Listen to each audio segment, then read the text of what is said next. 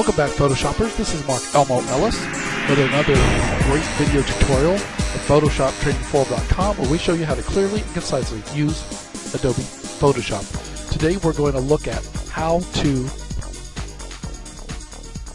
duplicate a layer, and then after we duplicate the layer, we are going to use blending on the layer, and after we do that, we're going to transform and do a couple things with it.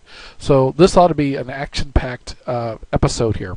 Remember from one of the past video tutorials, we are going to now, and you can expand and contract these whichever way you want to with the layers up and down or side by side. So that's something you may not know about. But what we're going to do here is we're going to duplicate a layer first. So you click the layer that you want to duplicate, and you right click on it, and or you can go up into here, which is the menu of the layers palette, and you can click on duplicate layer. And what this will say is usually a copy of whatever you're trying to make a copy of. It'll put that word in there. So we're making a mouse copy. Okay, so we have two mice here, and just to show you that we really do have them, I'm going to move one like this. Okay, but we're going to do something different with this mouse copy. With the mouse copy, we're going to go up here and we're going to use some blending. And there's all these different blending tools that you have here, and you can do a lot of different things with them. But today we're worried about just one particular one. We're going to do overlay. So click on overlay, and you'll notice that changes the luminosity of the mouse or whatever. It looks different. And if you put it back over the top of the other mouse, it looks a lot better. It brings out the vibrancy of the colors of the item that you're trying to work on. And so that's what that does. And like I said, we're going to be going sooner or later over some of these other ones and how they can help you out. But that's the first one I want to show you. So you have that right there. You have these blending operations in here, and we just did one. Now I have just included another layer with this picture that we have here. And I want to click on the eye to activate it, and you'll notice it says approved. So we are going to approve our cheese on this particular picture.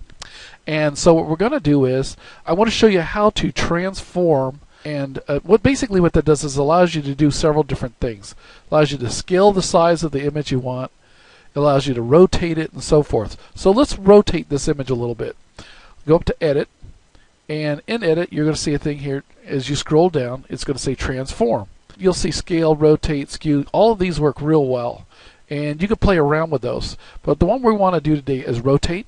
So click on rotate, and if you put your cursor into the corner here, you'll notice it turns into a two-sided arrow, and you hold down your left mouse button and drag, and it will move. You can turn it all the way around whichever way you want to. It will move it around a little bit, and that's really cool. And so once you release the mouse button, it'll stop. Now, you could still leave that activated, but we're going to go ahead and deactivate that. We're going to up here click on our move tool. So click on that, and automatically you'll notice there is a little window that pops up and asks you if you want to apply it. Okay, hit apply. You can also do a couple of other things to this. I think it's a little large, so we're going to scale it down a bit. So we're going to go to transform again. This time we're going to go scale, and you'll notice this time it's got the same box around, except we're not getting the little arrows that we had. These arrows look a little different. They're going in and out of the image. So hold down your left mouse button and drag it in, and you can scale the size of it. Now if you let up your mouse button and put it somewhere inside of the box and hold down your left mouse button again, you can move it wherever you want to. Alright, let's fix that just a little bit better so it's right on the cheese. Go back up here. Now something I forgot to tell you was you can still, with this activated, go into edit, transform, and you can switch to whatever way you want to. Here's one I kind of like called perspective. Makes it look like it's going off into the distance or something. See? And at any time you don't like what you did, you just go up here, click on that, don't apply, and it'll leave it the way it was when you originally started. All right. So that was a couple of really cool things that you can use with layers that you didn't know about.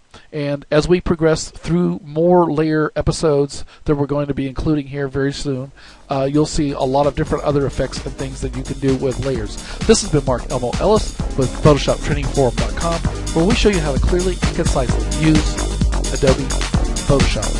God bless and have a good day.